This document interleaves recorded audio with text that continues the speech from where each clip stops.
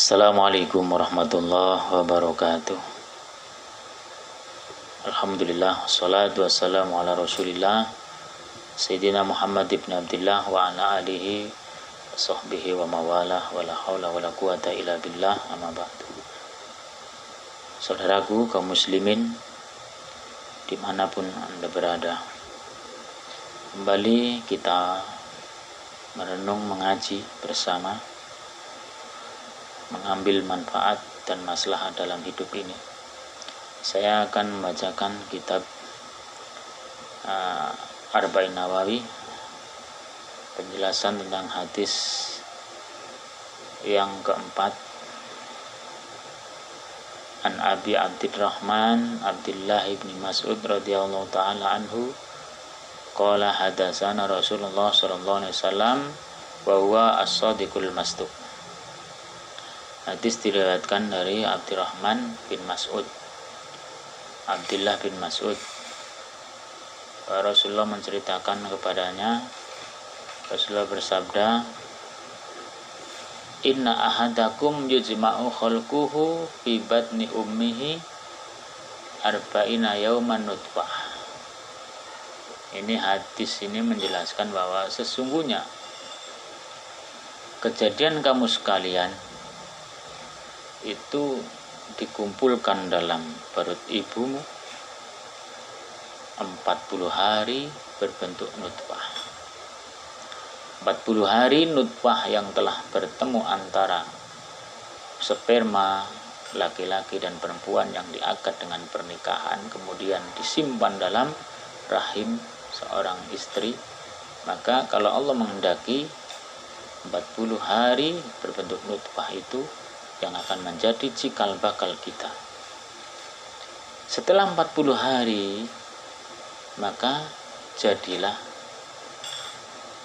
alaqah. Dalam hadis ini diceritakan, summa yakunu alaqatan misla dzalik. 40 hari kemudian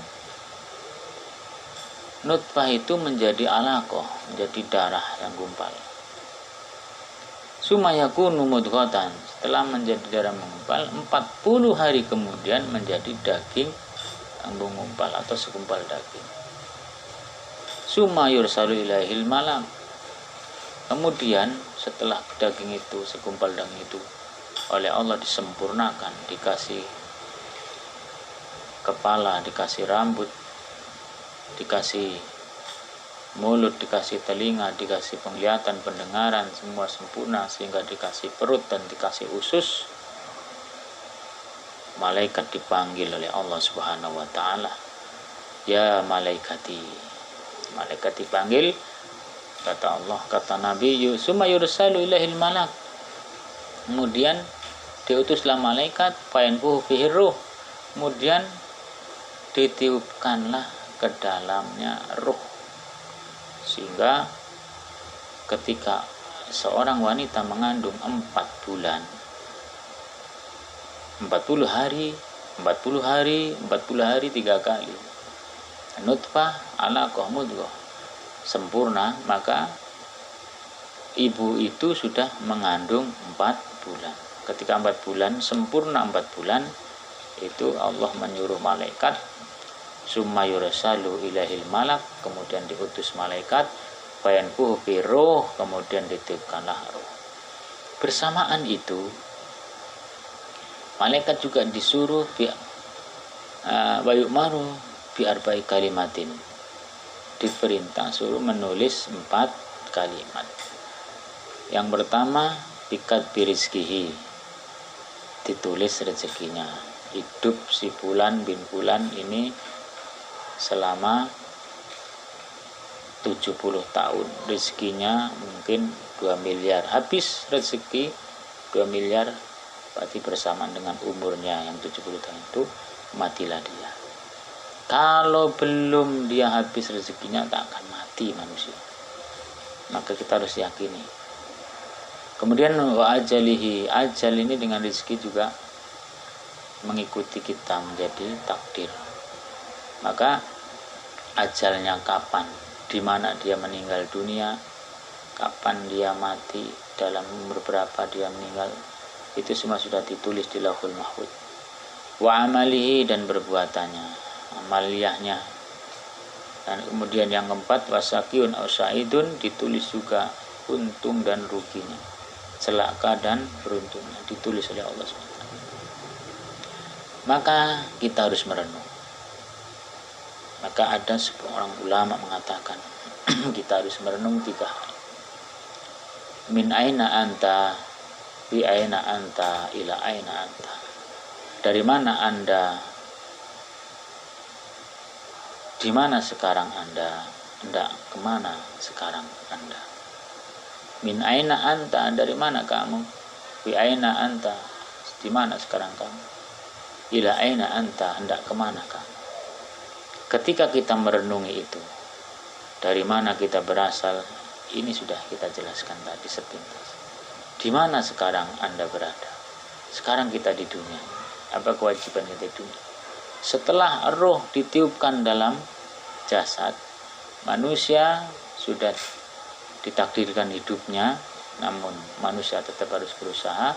Ketika kita di dunia, tujuan Allah menciptakan kita itu, wa ma khalaqtul jinna wal insa illa liya'budun, aku tidak menciptakan jin dan manusia kecuali untuk menyembahku. Maka hidup di dunia ini adalah proses ubudiyah, beribadah. Ibadah itu ada mahdoh, ada khairu mahdoh. Ada ibadah yang memang sudah dinaskan, ibadah spiritual khusus yaitu mahdoh. Ada ibadah khairu mahdoh, ibadah sosial.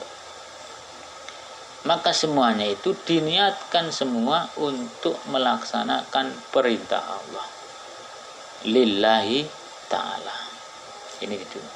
Dan kehidupan di dunia yang banyak ini, hiruk pikuk kehidupan dunia ini adalah bentuk penanaman amal kita di dunia.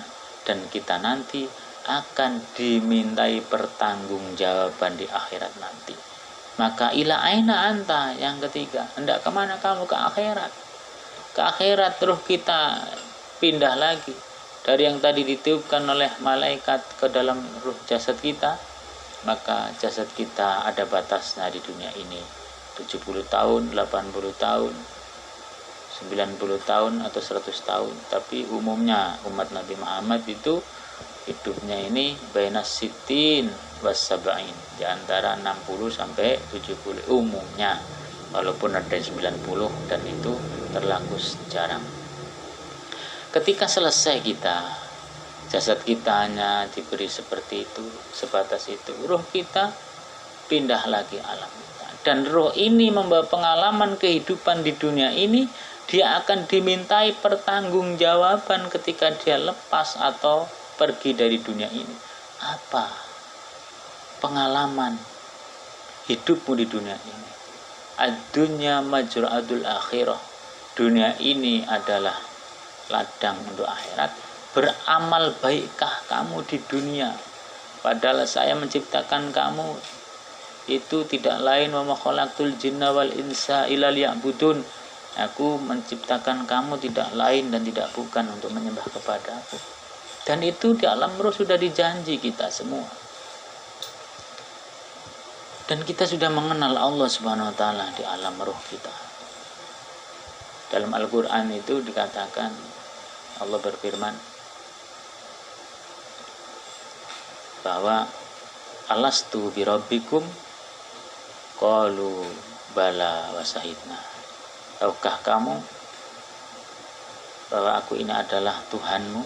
Ruh-ruh kita itu dulu dan jawab, bala wa syahidna, iya, aku menyaksikan bahwa engkau adalah Rabbku, engkau adalah Tuhanku.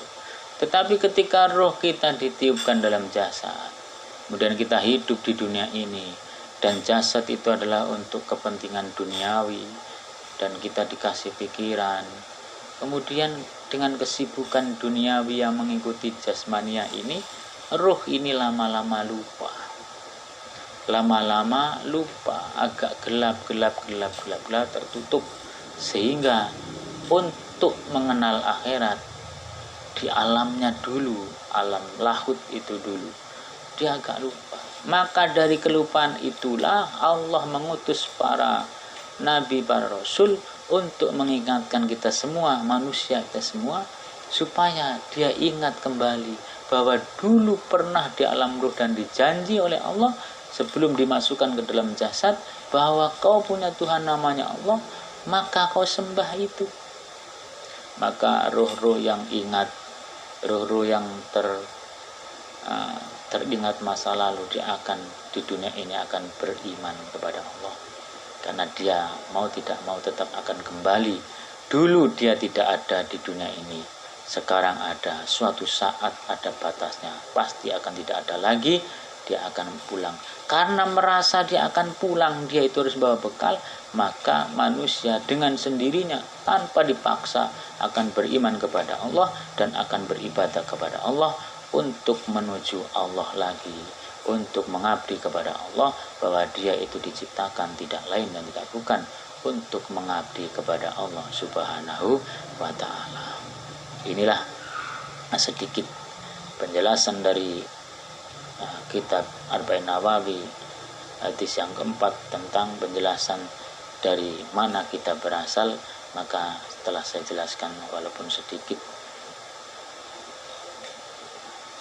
dan kemana dan di mana kita berada dan tidak kemana kita pulang, mudah-mudahan bisa menjadi inspirasi bagi kita semua. Kurang lebihnya mohon maaf. Wallahu a'lam bishawab.